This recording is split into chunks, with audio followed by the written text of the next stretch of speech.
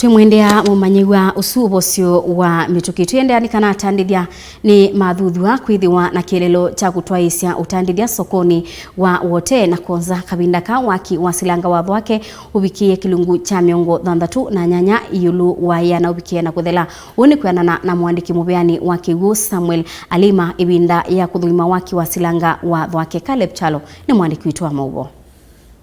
Ni uthuthyo lo mwene muandiki munene kana sekretari muviani wa Kiw'u va Kenya na ola no winjini olongamie waki wa Silanga wa Thwake Samuel Alima kwa Atandithya alamenda kuambisie kiama wia mataunini ma Wote na Konza ova muna mwithiluko ma uo mambisie kwika uu ni kwitha Silanga wa Thwake ukauthela no yothothe ya mawithiluko masio ma kuambisie mawia na Viasala sikivathukanyo Nundu Kiw'u na stima sietha cia kwatikana. This dam is going to be a game changer for this region because it's located in Asal area of the country. Regarding the Big Four, this dam, as we have heard, is going to provide water for 1.3 million people. So when the water is provided, water is life for us as a country.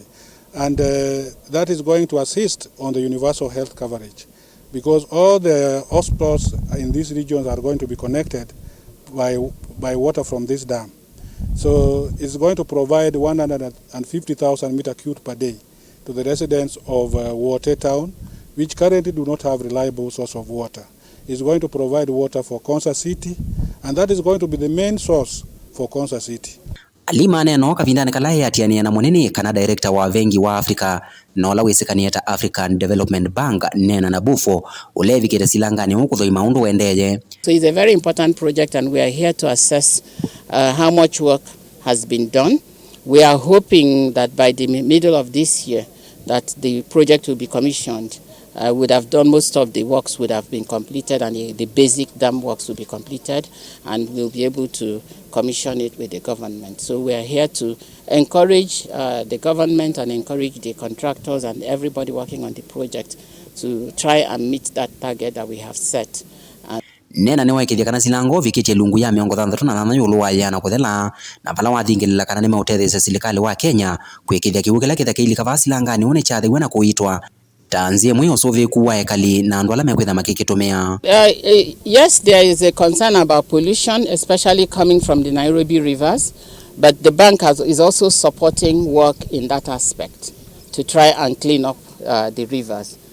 So we are working with the government to address that concern, and we are hoping that once the Nairobi rivers and sewage project is completed, that it will also help support this particular project. Of course, this kind of projects, at some point in time, you are going to evaluate the level of control of pollution. And if there is a need to enhance what we've already done, working with the government, definitely we are going to look at that. It's something to watch, because if government is investing so much money, we want to make sure that the water generated is the right water.